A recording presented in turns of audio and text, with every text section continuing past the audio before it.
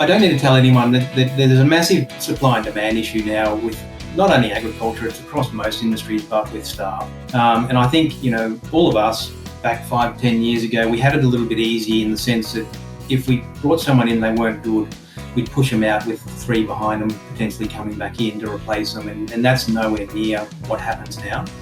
So I think there needs to be a major mindset change here with the employers, in the sense that these candidates have got numerous opportunities. Gone are the days of expecting them just to appreciate a job offer.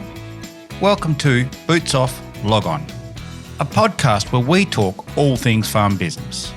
A show about the business of farming, bringing you insights and wisdom from the leaders in farm business, helping you minimise risk and maximise return on all your hard work.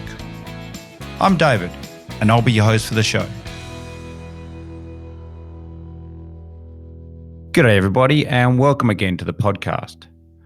Finding and retaining good employees for your farm business has become one of the great challenges for farm businesses in Australia. Today on the podcast, I talk with John Boote from Drover Ag Recruitment. John is a straight shooting recruiter for farm businesses across Australia. And before starting Drover Ag Recruitment in 2019, he spent many years managing mixed farming and cattle operations in Victoria and South Australia, plus larger pastoral operations in the Northern Territory. So he comes to recruitment with a unique skill of having walked in the shoes of his clients and his candidates. We talk today about the mind shift farmers need to go through to be able to attract and retain good people, and how if you want to be an employer that people want to work for, you need to start by looking at yourself and your business culture. He says one of the keys to engaging and retaining good people is communication, inclusion, and to stop micromanaging your people. John explains how there are great career opportunities in agriculture for people across all of Australia, but the industry has a poor reputation as an employer, and how it's a collective responsibility for all farmers to change this culture. John explains how good operators are finding and retaining staff, and how it's become one of the main strategic advantages of their business, and starts off by explaining some of the steps that you will need to start making to join their ranks. If you're in farming and you need to employ people, this blunt wisdom and insight is something you can't ignore. I hope this insight from John helps you start your journey to becoming an employer of choice in the ag industry. Now over to John. All right, John, well, welcome to the podcast. Great speaking to you again. And before we get into all the meaty stuff, mate, can you just tell us a bit about Drover Ag? What's the Drover Ag story, and how did you get to where you are today? Because you weren't always in recruitment. No, I wasn't, David, and thank you for having me today. So I suppose I started, went to the School of Hard Knocks. I started in agriculture when I was a young fella, age of 14, when I was actually asked to leave school, funnily enough. So I went into agriculture that way, started my broadacre farming apprenticeship back then, and sort of progressed quite quickly through that.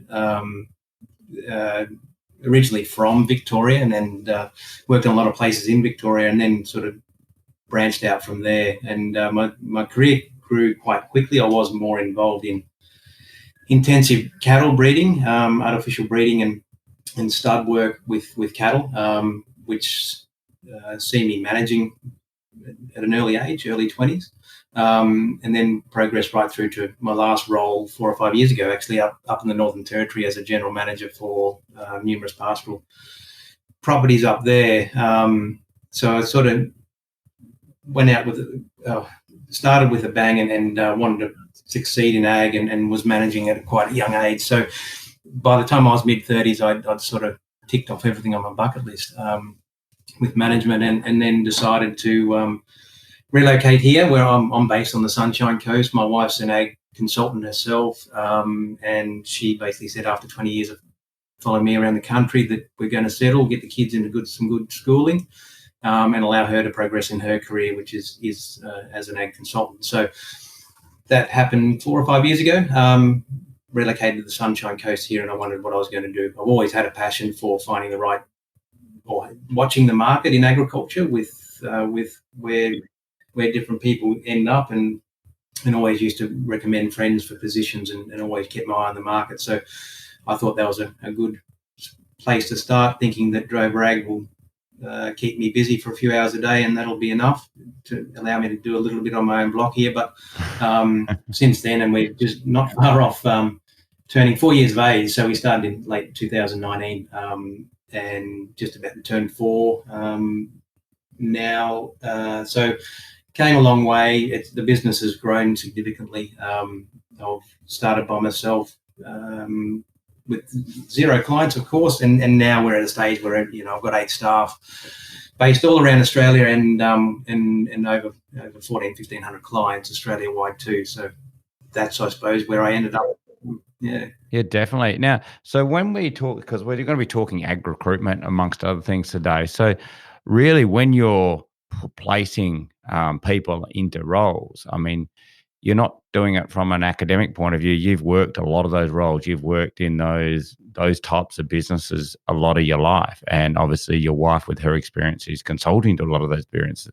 Does that make a difference when you've actually stood in the shoes of the people that you're recruiting for, and both from a client point of view and a potential employee point of view? Oh, most definitely. It really does. And it's, when I looked at starting an ag specialist recruitment business, I thought, well, there's a lot of players out there. But then the old saying is, you don't need to recreate the wheel. You just have to find something that you like doing and do it a little bit better than everyone else. And I think that is one of our biggest point of differences, David, that no, we're not HR qualified. We've spent most of our life, all my staff have spent majority of their life out hands-on in agriculture. So it does make a massive difference. It allows us to build a respect a lot quicker and more effectively with both the client and the candidate, because they just see us as, with our exceptional connections through the industry, but we're also farmers too, so we talk the lingo. And from a candidate perspective, we don't drive them away by asking them silly psychoanalysis types of questions. We're very good judges of character, and within a 5 or 10 minute conversation, we can sort of pick, who this character is, and if they're going to make it work in the role they're going for. If not in that role, we'll certainly generally have someone else that we sort of click and go, oh, geez, that'd be a perfect person for this client. So no, it does. It makes a massive difference.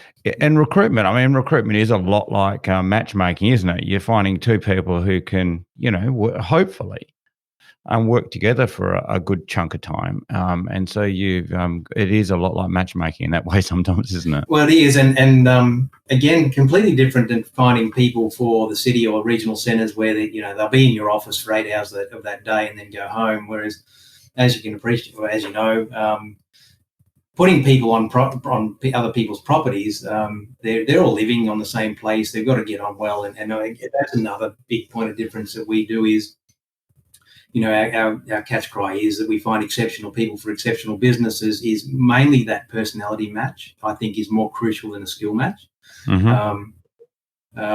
because as you know, we would all prefer to take a person with lesser skills and the right personality, rather than all the skills under the sun, but not someone that we're going to get on well with or be happy to have at the dinner table for a birthday party with our kids and things like that. So it's a big part of what we do, and how we sort of conduct our due diligence. Yeah, you said to me when we were talking on the phone the other day, and I really love this value that you have. You said you've got to remember you're hiring people, not labour units, and it really changes the way you think about it or the way you approach it. Can you just drill into that a little bit more for me? Yeah, so I don't need to tell anyone that there's a massive supply and demand issue now with not only agriculture, it's across most industries, but with staff. And I think, all of us back 5-10 years ago, we had it a little bit easy in the sense that if we brought someone in, they weren't good, we'd push them out with 3 behind them, potentially coming back in to replace them. And that's nowhere near what happens now. So I think there needs to be a major mindset change here with the employers, in the sense that these candidates who've got numerous opportunities. gone are the days of expecting them just to appreciate a job offer, and come in and thrive on neglect, and we'll give you a 1-bedroom 5-room cottage out the back to go with it. Or the meat seller, mate. Yeah, that's right. So it is, and I think it does. It comes down to you are dealing with people now, and another thing I like to say, David, too, is, and I've had to learn this in my own business too, which has been difficult, but I believe a lot of people do need to do this, is just, I suppose, be happy with 80 or 90% from your staff. You're never going to get that 100 or 110%. You're never going to find that person that's going to do it the same way as you. And I think that's the big problem in ag now, is that there hasn't been that mindset shift yet. So treat them like people, communicate with them, ask them questions. It's not that difficult. Yeah, and the reason I got in contact with you originally is our clients and farmers, like you said, across Australia, well, actually businesses across the world really, are really struggling with both recruitment and retention. This is it's a global problem. Interesting. Earlier this year, I was actually in Japan, and they had no bus drivers to get us about because they can't recruit bus drivers, and most of the cafes in town were shut because they can't get staff. So this is very much a global issue. Yet I met one of our clients yesterday, and she has recruited all her staff for the year. She has a really solid team in place. She has already a really big bunch lined up for seeding and harvest this year, and is doing it really well.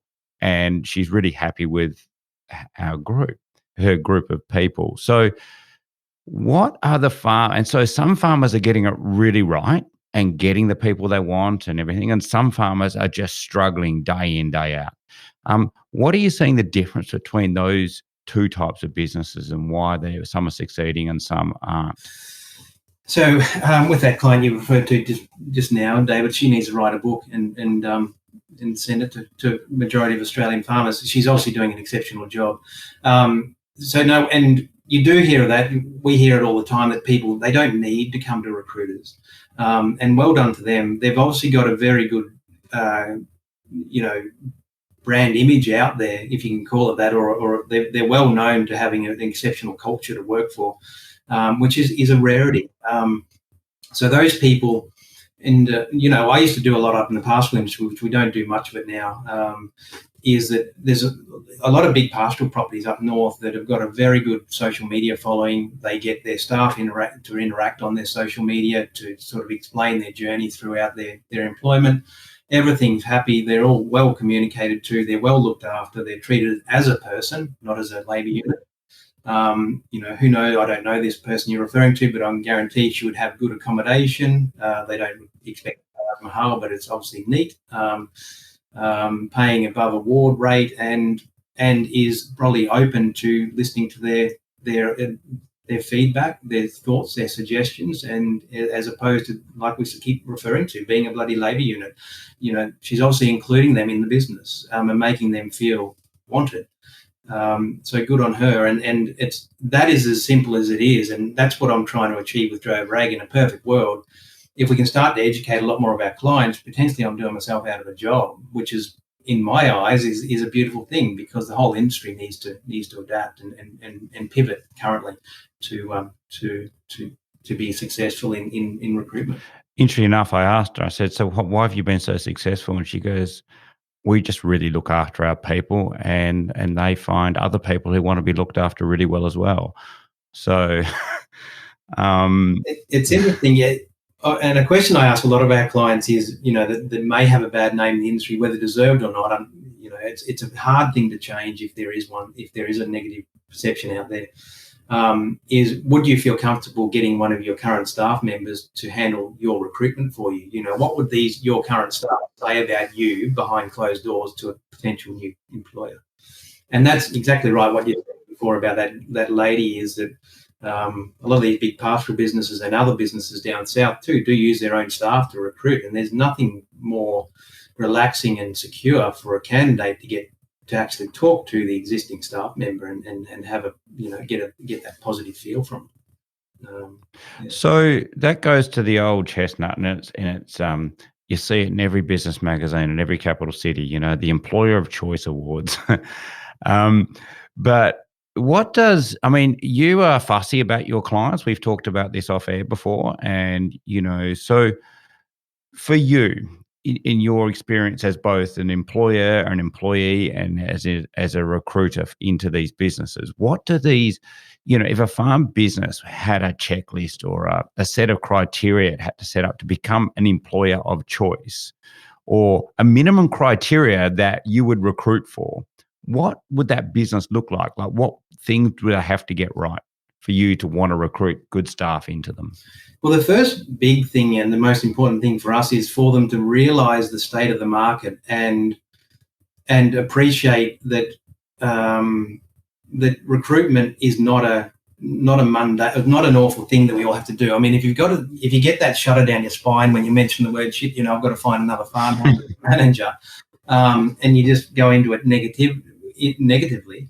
I think you need to just stop and have a think about it first. The good clients we're dealing with appreciate where the market is and understand that they have to make changes in their own business. They can't go on as normal. Whereas majority, and I mean a majority, are, what the old saying, the definition of insanity is doing the same thing over and over again, expecting a different result. They need to step back and make a few changes their end. Is the main thing that I would like the audience to hear. So what do those changes look like? Because you'd come across a lot of businesses you would never put anyone near. So what are the changes they need to do look like, John? Well, it's a broad question. It depends on what type of role we're recruiting for. So, and we're running surveys currently. We're doing this all the time, getting feedback from our candidates as to what makes them tick. What is attractive to them. And funnily enough, we don't really need to run them, but because we generally know, talking with hundreds of candidates all the time, every week or so, is that they're not, and the big perception out there is that they're all money hungry buggers. They want massive money. It's simply not the case. You don't have to pay ridiculous money. You have to be within market expectations. It comes down to communication and inclusion. They want to see a positive work environment. They want to be included in decision making. They want to be part of the team, as opposed to, like we keep referring to, that labour unit, which majority of them are referring to their staff as their labour units. That's majority, and we've got numerous exceptional senior candidates that will take a pay cut to go into the right culture, to be included, be part of the team, all that sort of stuff. So the biggest thing is here that we're finding where a lot of issues arise with our clients and losing staff is just there is no communication. Have you ever exit interviewed any of your outgoing staff? And majority of them haven't.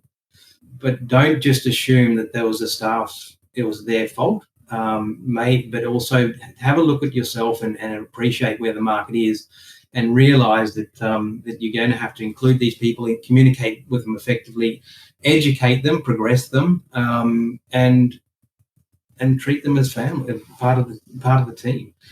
It's not a big ask. Yeah.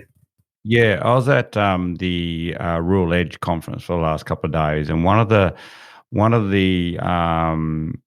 advice, and I can't remember the speaker, but they said it was around a topic similar to labor force, and they said you've got to not sort of get out of your head that this is how I work for my father, and that all that stuff, and actually the market and the people are no longer there anymore. So you actually have to meet the market where it is, rather than where you were 20 years ago or when you were the same age.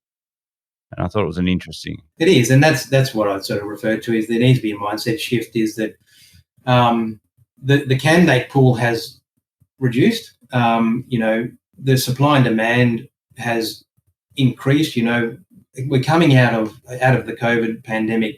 There was a mass exodus of backpackers that left a massive hole in the system. A lot of cockies in northern southern Queensland came out of prolonged drought. They all went from 1 or 2 labour units to 6 and 8. Then with incentives throughout the pandemic, everyone's gone into spend money mode with the commodity boom and all that sort of stuff. It's just been, which is just, it's taken a lot of people out of the network. And unfortunately, there's not new ones coming in, which we can talk about a bit later, but that's also another issue. So that they need to appreciate that and realise that what happened even 3 years ago with staff is completely different now. And just to drop your guard a little bit, you know, a lot of people are still micromanagers, severe micromanagers. And you know, you and I spoke about this a week or so ago on the telephone in the sense that, you know, some of these businesses, if they're operating in regional centres or cities, you know, how they operate with their staff now, they wouldn't survive. You've got to bring the right people in. You've got to attract them first, which is, you know, we do a good job of that if you've got a good business. But you've got to bring them in and let them go in that role, and give them a bit of autonomy. Instead of hovering over them, and that's why, you know, successful businesses will delegate, put staff in that role and let them manage it basically. Whereas farmers don't do that; they put them in that role and then hover over them, which no one wants. Is that just trust issues? It's many farmers, you know, you mentioned about the growth and the investment. So there's a lot of people who have invested. I mean, the amount of property sales in the last few years. So a lot of people have got bigger. So many people have only ever worked. It depends on how big your property's been and for how long. But a lot of people have only ever worked for themselves or their family. And as they've grown, they've become employers. And so you saying that there's you talk about mindset before. Is that mindset really the biggest one? You know, like now you actually are no longer just a farmer, which you probably, if you're already growing, you're good at. You are now actually a people manager, which is a completely different skill.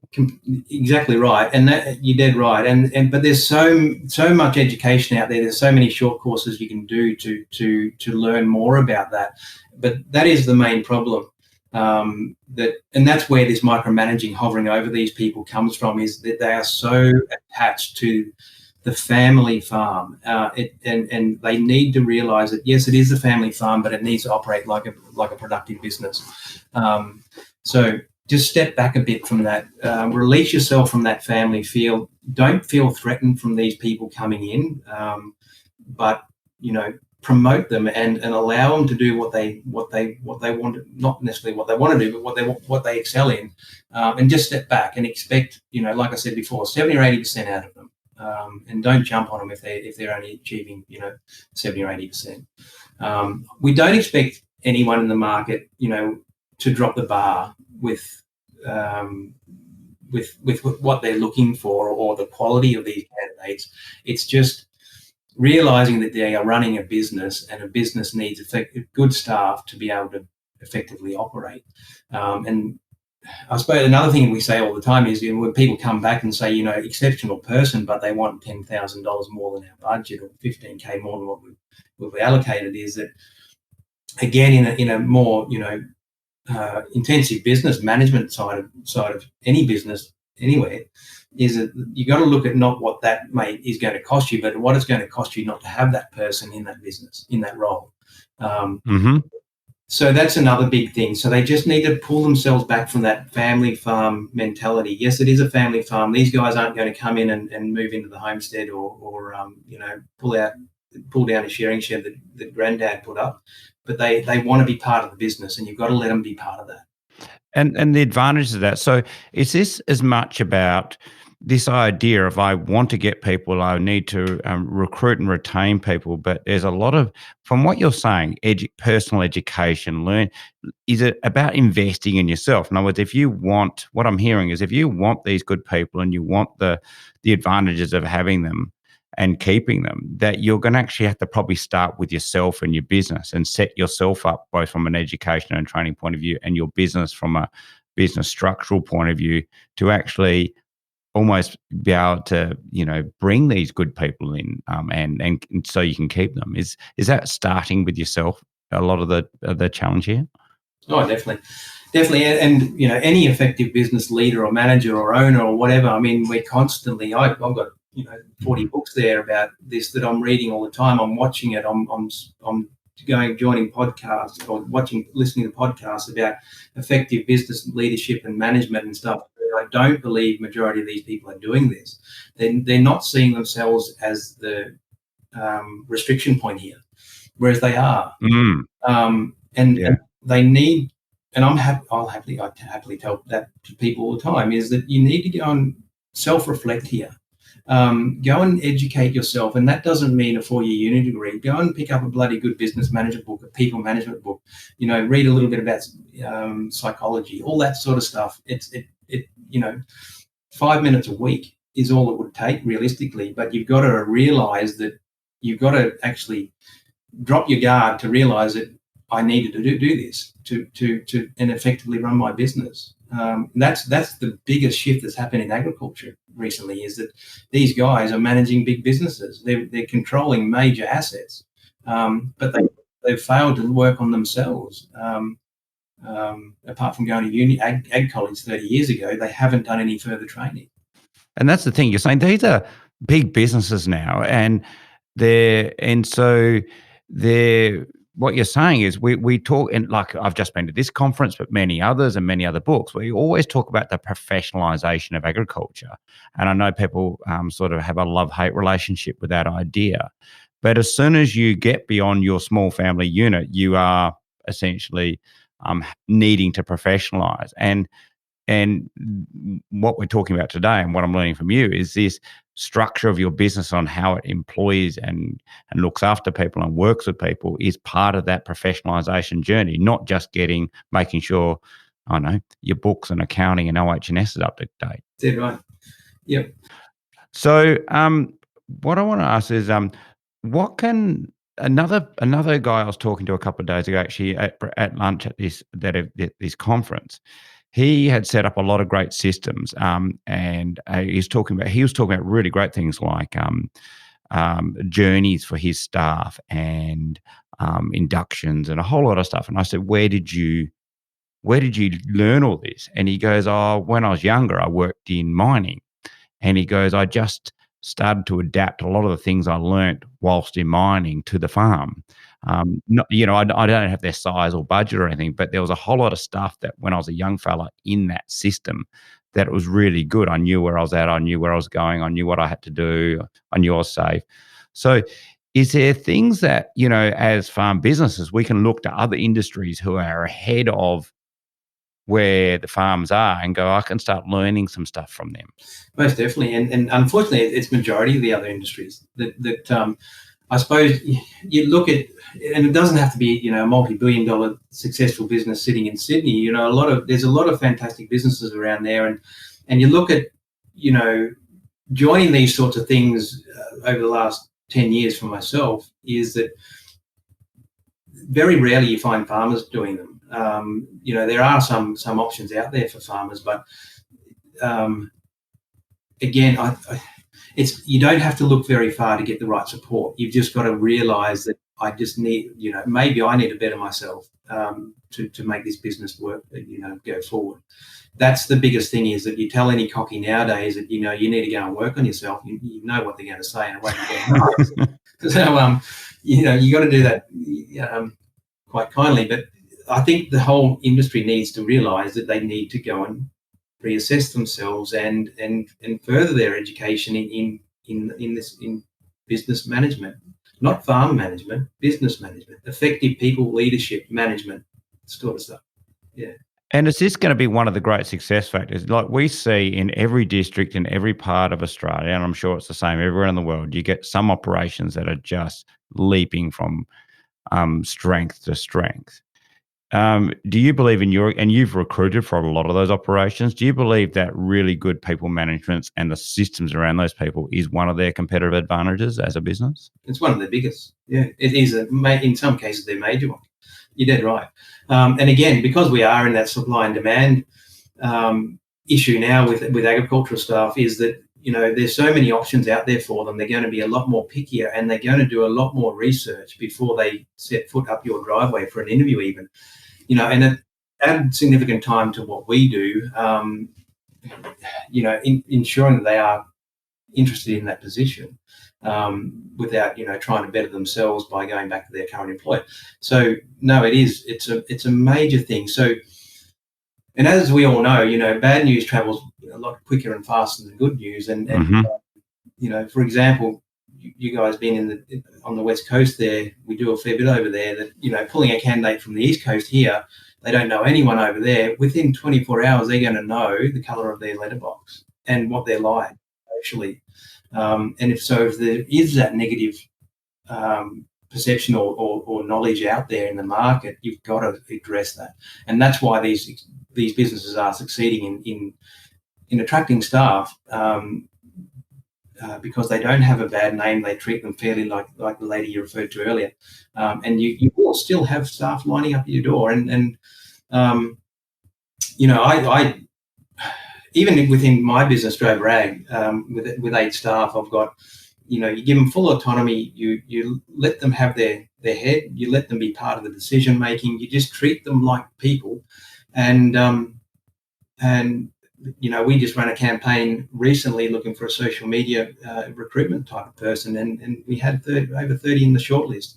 We're beating them away with a stick. We've constantly got people wanting to come to us because we do have a good name in the industry. So it's very easily done from the back end here, but it just, the ripple effect is amazing. Like, you're basically pushing away so much talent that wants to come and join you, and it's not hard to get to that point. Yeah. What are some of the more common sort of ways that you talked about branding before? And look, we now have clients and other farmers we know who now are literally making a big effort in branding. They have websites and uniforms and social media accounts, etc. Are you seeing more and more of that about the clients that you recruit for are branding themselves and making a big effort both online and on social media in showing their workplace to attract staff? There has been a slight uptick with that. I mean, it should be miles ahead of where it is, which is, branding your business on social. And a lot of people, we're going through a generation transition here too, as you know, Dave, with baby boomers and things, and them sort of coming out, with the young ones coming in. And with those younger ones coming in, it's bringing different skill sets and more positivity surrounding tech advances and stuff. And social media we all hate it, but we're all addicted to it.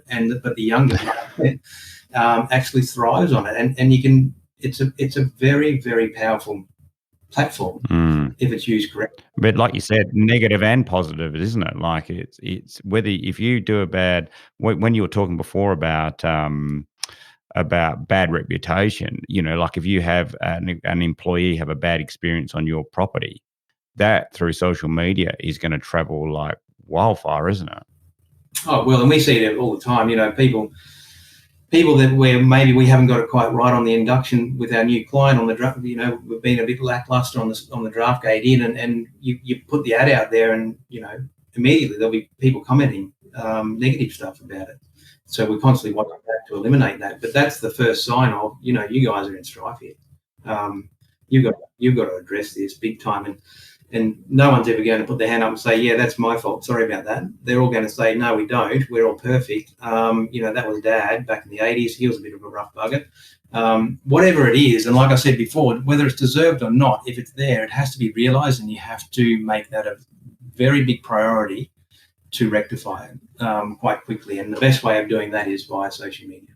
And is that like in our businesses? I'm sure you've done it, and we've done it. Yeah, for us, I love the comment that culture kills strategy every time, because I've found in my 25 years of business it to be very true. Do farm businesses have to step into this territory that we all have sort of had to manage in a probably more urban landscape? Well, certainly since I've left farming, is this idea of assessing and looking at your business culture, because it really permeates everything, doesn't it? It does. It is. Without that, you might as well put a for sale sign out the front in the current market, and that's where we're getting to. Is it? And that's what I'm saying in the market all the time, you guys have got to realize how important this is. It is not, it's not bloody fairy floss this. It is so crucial if you're wanting to expand or even just continue in the same trajectory.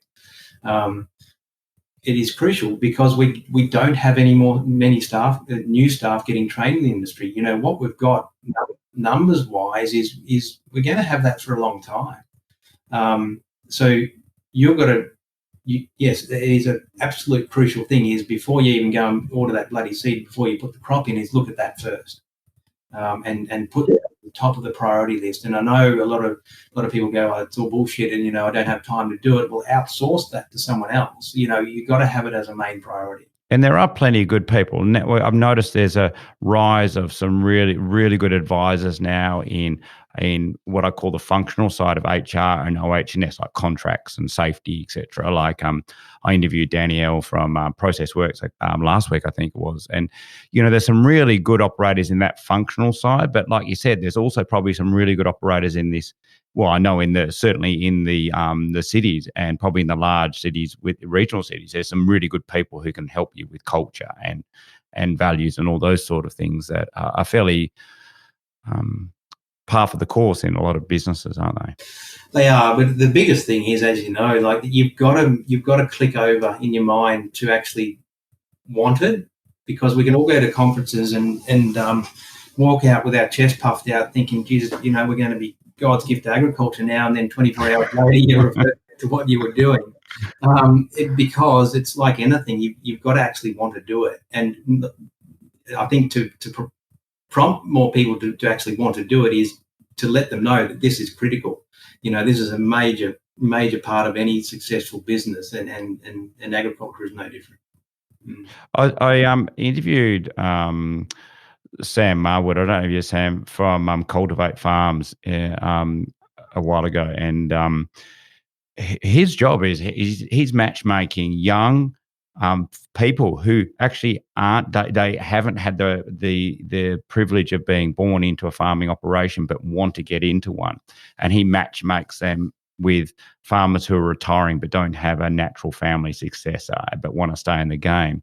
And it was really interesting. There was a lot of similar parallels to what you're talking about, like these people, there is, and he was saying there's lots of young people who would love to get into ag, but he goes, the farms have to be right. They have to have the skills, obviously, and all that, but the farms have to be right, ready to give them the opportunity. So he's got this really interesting matchmaking system going on, but it's more about getting both people ready for the matchmaking rather than the matchmaking itself. Dead right. And I know full well that the major issue or the major time-consuming thing on that type of the relationship is yes, the young person, they're pretty simple. It's the farmer, again, with that old mentality that I want some. I can't, we potentially can't even do it physically now, but they won't bloody relinquish themselves from it. Is that watch from afar? Again, just appreciate that an effective business puts the right person in the role and lets them go at it. No holding above them, and that's that Cultivate Farms a beautiful model. But I can see that that's where he would be potentially struggling with not necessarily candidate, but getting that mindset shift from the farmer. Oh yeah, he said the candidates are, usually they're just fired up. They've been wanting this their whole life and they've been working really hard. It is right. It's about, he says there's a lot about getting the people who are interested in this idea, getting the farm and the farm owner ready, really is the big, and I think he has a checklist and a whole lot of stuff. So you're quite right. It is a big challenge. So the other challenge we talked about is community. So what I notice when I'm out and about visiting clients is, and when I go home to my hometown, is towns are getting really small now. Like there's not many people in them. So all those community structures that I grew up with are no longer there, or they're very small or intermittent. I lived in a district within a town, and we're not in a very big area, and we used to have our own hall within a district. Now you'd be lucky to have a hall within the town. So is this a unique challenge? So how are your clients, or dealing with this challenge of isolation, especially for partners of employees as well as the employees themselves? Are you seeing any solutions emerging to this challenge at the moment? Not really. And again, there are some good out there that do appreciate that and do try their best to make it fit, mainly for, happy wife, happy life. But majority of them aren't. And that's a major problem with remote areas. And unfortunately, the definition of remote now has changed significantly too with this younger demographic. Remote for me and you used to be, out 6 hours away from a regional centre or from a small town. Yeah.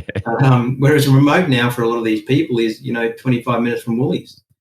So it has changed a lot, and it's a major concern for, a lot of our clients that I don't call remote, but they're not around that buzzy sort of cultural sort of community where you might be an hour and 20 minutes out of Dubbo, but, the town's got a dirty old bloody pub and a servo, and that's about it.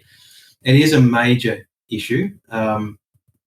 And you sort of, realistically, you can't push that back to the cockies and sort of tell them to create a club or a function room or something, but they need to see that again. They need to realise that will make or break a successful recruit. And, potentially even in certain areas, bind together with your local, with your mates next door and stuff, and host a function once a month or something. But more importantly, appreciate that, number one, it's not very attractive for people nowadays, unfortunately. And number two is that if you do get them there, you've got to work on that, unfortunately, which a lot of farmers out there be going, for Christ's sake, what do you want us to do next for them? Like, make their bed for them. But it's a very big business decision that is greatly affecting how these big operators that are remote can operate. Yeah, I love that idea. We talked about that the other day or last week, and it's almost a controversial, but almost a sensible suggestion in yourself. So a lot of these areas, so when people's grandfathers or great grandfathers settled those regions, there was no town, there was no community. There might have been a railway siding, and they created these social institutions to get together as settlers. They would have built a church, a hall, a club, etc. So I almost feel when you were talking about it the other day, it's almost like going back to that, where you are now larger operations. There's not many farmers left in the district because you've all bought each other. So maybe you have to go back to and recreate those institutions that your grandfathers or great grandfathers did, and build those clubs for your collective employees, I suppose, to create that social infrastructure that is now essentially I suppose for the last 2 or 3 generations, the town's just really taking care of it for us, but no longer anymore, is it? No, it's not. And a lot of farmers, unfortunately, don't see it as their responsibility to entertain, which, we're not, these guys don't want to be entertained every night, but once a fortnight, once every 3 weeks, you can let them let their hair down safely. And I sort of think back to my time up in the territory where, had a lot of staff on, and it was tiring because you were basically, some of the staff's father, you're trying to run 2 or 3 cattle stations. You got the issues of that, plus also you've got the politics of staff having nowhere else to go, and the issues that arise there. But we used to socialise with them. It doesn't necessarily have to mean go and build a hall or hire the hall out and put on, bring a DJ down from bloody Sydney or something. But take them fishing. Just say, righto, guys, we've had a fair crack the last few weeks. We're going to go into bloody, go and hire a boat, or we'll go for a swim somewhere. We'll go, or sit down and just have a barbecue and have a yarn and a few stubbies. Like, it's not to include them, and that a lot of, the risk is that if you don't do that, they're going to float anyway. And the risk for me up there was, if you did let them go into town, you're always getting, one of them's going to get locked up, one's going to crash a car. So you used to prefer to do it at home, and it didn't take that much time, but they respected the hell out of that, because my wife and kids were all part of that. Get around the table outside and have a few too many drinks, but play a bit of music, have a bit of bloody fun with them, and include them. And that'll last in 2 or 3 weeks. And It's great. It always reminds, when you said that, it's like about going to town. It reminds me of a Yellowstone episode. If anyone's ever watched Yellowstone, probably everybody has. Is old John Dutton says, he goes, "Don't let them go to town. Nothing ever good happens in town." Um, and that was cowboys fighting, I think, most of the time in that idea. So we're getting down to the nuts and bolts of recruitment, and we've learned a lot. So to finish off, John, is what do you reckon is, I always ask guests their biggest myth, right? In your case, what do you think one of the greatest myths in rural recruitment is in this idea of, in everything we've talked about? What do you reckon one of the big myths that gets about that you have to dismiss all the time? Oh God, there's heaps of them. I suppose the biggest myth is that the clients come to us assuming that we've got them stacked in the shed here sideways. Just tell me the age and the hair colour you want, and I'll send one now. Which we certainly don't do that. So I suppose, and that comes back to exactly what we said right at the start, is that they've got to appreciate that we're in dire straits here as an industry, that there is not many people out there. You've got to attract them. You've got to retain them. So, and in most cases, that does come down to the employer. So that's probably the biggest myth. So what you're saying there is, it's a really good summary, is that no matter how much, we can all go and have drinks with our friends and complain about the market and how our young staff member did something stupid yesterday or whatever, but that's not going to help us get people. At the end of the day, we have to change rather than expecting a whole generation of employees to suddenly jump out of the woodwork or change to what we expect the world to look like. Dead right. And another thing I'm constantly saying to David is, with anyone, what is your point of difference? Because, I've just explained our point of difference. The candidate wants to know what your point of difference as an employer is, and tell us what that is. And new machinery or a 15-year-old Hilux Ute isn't a point of difference. It's it's all about your culture and stuff like that. And what I would say, how I explain the importance of that is that, in the current market, if you're calling me from 2 hours north of Wagga, looking for an exceptional farm hand, farm manager, general manager, whatever it is, I guarantee, everyone within a 2,000k radius would be looking for exactly the same person. Mm-hmm. So how do you stand out from the crowd, basically, without falsifying it? And that is, it all comes down to that cultural fit that, we want the right people to come in here and grow with us. We don't want you to come in here and we'll, like I said before, treat with neglect and tell you what to do every day, because no one gets enthused about that. Yeah, I don't think any of us love being told what to do, isn't it? I remember once someone told me, they said, you got to remember, you don't employ really good, expensive people, then tell them what to do, because you might as well just get rubbish if you're going to tell them what to do. So good people don't want to be told what to do every day. They just want to get good at their jobs, is what you're saying. You did right, and it works both ways. If they can have this bit of a mental flip, and start working on the business as opposed to in it, employ the right people to take that day-to-day stuff off you. And they want to do it. They want to do it with autonomy. That allows you to be more effective, in looking at the business, working on the business. It gives you more time off if you've got the right people. It releases so much pressure everywhere. If you just pull up, stop thinking you have to do it all yourself, because mate won't bloody do it properly, and put the right people in the job, and you'll see things flourish everywhere. And it's simple as that. One thing I just remembered I had to ask you, but when I was farming, it was a long time ago, there was a pretty decent supply of labour in town, and we've just talked about towns. And so now we're really looking to probably look for opportunities to attract people who might never have been exposed deeply to agriculture before. They might be from a large regional city maybe, or even a major capital city. Is there now for us to build the idea as farm managers, is the idea that you might now have to invest a lot more in on training, induction, give people a bit more time to get up to speed than you might have been used to doing in the past, because people just are not naturally exposed to farming on a day-to-day basis, maybe the potential candidates. Yeah, definitely. And I sort of touched on that earlier, is that, the numbers in ag now are basically going to stay the same because there hasn't been a mass influx into ag careers or further education. I think agriculture, unfortunately, has never been branded as a career choice through the colleges or schools throughout Australia. It's still renowned to be a arse out of your pants, hard, 14-hour day, work for nothing type of industry.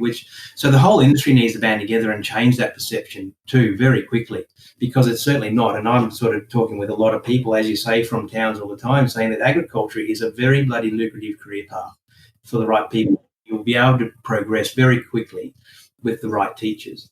So the other thing is too, David, that all those cockies are unfortunately to blame in some degree with this, is that there's so many people wanting a leg up into the ag industry, but no one wants to train them. So everyone wants skilled people, but no bugger's willing to train them, because you ask them why not, and they revert it back to the award wage constantly lifting and sort of say, well, I've got to pay them bloody $900 a week. I'm not training the bastards. I think you've got to allow, and what I always say to a lot of clients is too, if you're in a big, medium to big size business, just have that trainee coming through the ranks all the time. Yes, they're going to make you have a few more grey hairs and pull your hair out and cause issues, but you've got to support the industry that you're in. And then that is by educating people in agriculture and making it feel and seem to be a really good career path, because it is. So that's a major thing too. Yeah, and I think when you're talking about, these businesses are getting bigger, and it's really about saying, okay, we're going to have to carve off a bit of the P&L to really, like you're saying, to invest in people, to train people, to give younger people a go, because but collectively as an industry, if everybody does that, you're going to end up with, a qualified and an engaged labour force. So it's about, it's another, when I was really, really young in business, when I'd left farming going into this business, is it was about training. And I had a mentor who told me, and he goes, people are always worried that if I train people up, they're just going to leave. And he said, but what if you don't train them up and they stay? They're right. Yeah. Well, the other one, I remember a mentor of mine many years ago told me that, I'll pay you enough that you can go and buy the farm next door, but I'll treat you good enough that you don't want to. Another perfect analogy. So, and that's it. And also to get away from the mindset that, I want someone for bloody 10 years. That's gone, completely and utterly gone. Mm-hmm. Is it be a business that if you do get good staff come in, treat them well, educate them, get them to climb the ladder, because this younger generation are wanting to climb a bit quicker than the old ones. Don't push back on that. Allow it to happen. Progress them as quick as you can. And worst case scenario or best case scenario, after 3 years, 4 years, where the rungs at your property run out, push them into the next one and let them go with a good review and with a positive, departure from them. Then they are going to start that social media sort of frenzy by saying, you wouldn't get, and it happens with our clients too. We don't even ask for this, but on some of our social media posts, we'll get ex-employees posting on it saying you wouldn't get better people to work for.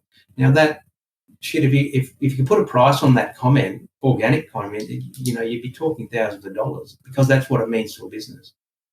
And the idea is knowing where your business fits into that employee and a potential of employees ecosystem. Like, you might be the business where you're the right size for people to get a start on or do their first 5 years on, but you might not be big enough for them to take their ultimate next career step. So it's understanding that a bit, isn't it, what you're saying? It is. Let them go.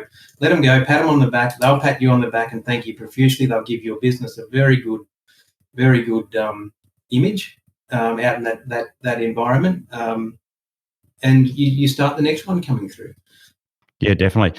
Now, to finish off, mate, so I always ask people, John, so when you're not knee deep in agriculture and candidates, how do you spend your time, mate? On a lawnmower, out on the block here. it's been hectic, and that's what I'm trying to change now too. Is sort of personal reflection is I've got the business now with exceptional staff to a point where I can relinquish myself enough and feel content in that. So I realise it's been a big pill to swallow, but like we've just been talking about, it makes a difference. So now looking at doing, I don't know, I moved here to the Sunshine Coast 4 years ago, thinking, I might start surfing and go fishing. Well, haven't been. I think we've been to the beach about 6 times in 5 years. So no, I'm a bit of a workaholic, David, and which is, that's who I am. So I'm always. So maybe you made a surfboard and a fishing rod for Christmas then, mate. Yeah. No, that's right. It's we do enjoy a bit of camping and just staying at home, and we've got two teenage daughters, so they keep us bloody busy anyway. So if I'm not in the office, I'm in a car taking one to work, or the other one to gymnastics, or picking one up, or I think every parent can empathise with you there, mate. So it's the constant taxi service, isn't it? It is. But one of my best things I can do is on a Sunday leave the phone inside. That's the equivalent of going to the bloody Canada for a ski trip for 2 weeks. Yeah, no, that's really good advice. Well, thank you very much, John.